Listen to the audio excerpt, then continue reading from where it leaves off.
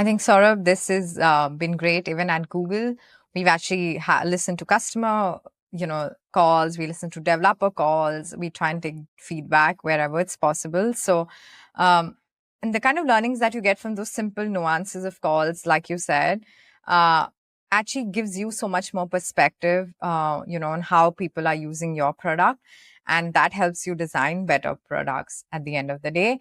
I want to now jump into a bit more fun section with you. We're going to do a rapid fire. What is the one underrated skill for product managers in today's tech landscape? Yeah, I think one underrated skill is stakeholder empathy.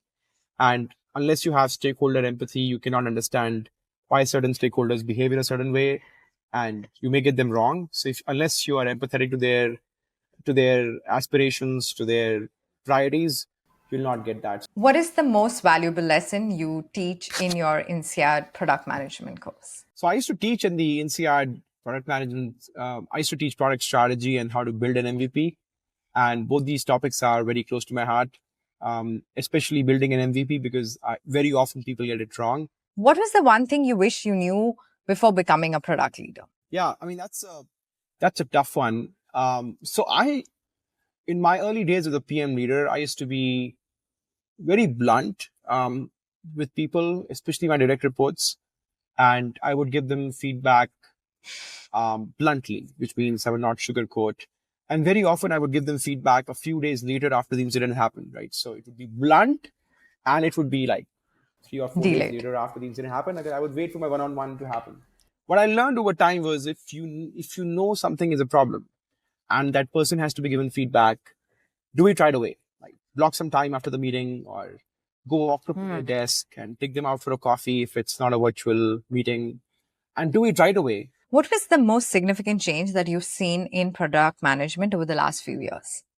Yeah, so one significant change I have seen is that a lot of people are moving to product not because they really want to do it, but because they feel it's a very good career option. There was a time 10 years ago when only people really passionate about product management or really having the skills to do it would enter with their own will, right? And they always had a lot of career options to go to. What has happened starting 2021 is because a lot of people see product management as a way to have a successful career. Okay, what is the key consideration when developing products for the Indian market? Yeah, so there are certain ways in which India is very unique to other countries, right?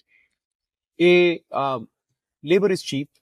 So, you can do a delivery in 40 rupees, a quick commerce delivery in 40 rupees, which would cost you anywhere between $3 to $4 anywhere else.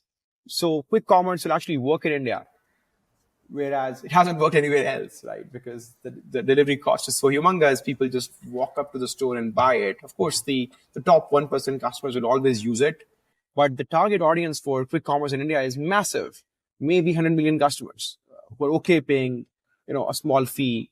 And companies are able to deliver you for a very little fee because the cost of delivery is actually pretty cheap. So cost of labor is cheap in India.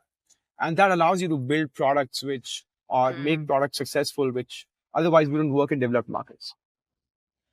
What is the book you recommend early PMs to read? Yeah, few of them. There is Amazon, the Everything Store, which I would recommend over the others, primarily because it sort of teaches you Amazon's way of doing business and how Amazon, from its very nascent infancy stage to how it became a behemoth of a company, and what principles and what guiding principles help them reach there. And it actually teaches you via examples. It goes through the journey of Jeff Bezos. And your favorite product and why? Yeah, so quite a few of them, but I'll just be a little selfish and name IND Money as my favorite app. Why? Because I used to yearn to invest in US stocks since 2005. I was investing in India. I really wanted to buy Google in 2006. Imagine what would have happened then. I just popped some money there. I really wanted to buy. I got my first salary in 2007. I wanted to buy like US tech stocks. I thought, okay, tech is great. I couldn't buy. And I couldn't buy until a very long time. I mean, there was ways to buy using HDFC, but it's so friction. And then IND Money comes in 2020 and says, Saurabh, you can now build a US portfolio And I was the first one to park a lot of money there. That you want to invest in US equities, and you can do that Yeah, now sitting in India. So definitely. Saurabh, this has been great fun having you on Behind the Feature. Got to learn so much. And thank you so much for coming on to the show. And I can't wait to have you back on the show. Thank you for joining us on Behind the Feature. If you like our content, do definitely subscribe. And we release an episode every second and fourth Thursday of the month. So keep a lookout for some very interesting guests and Indian top tech leaders who we're going to be coming on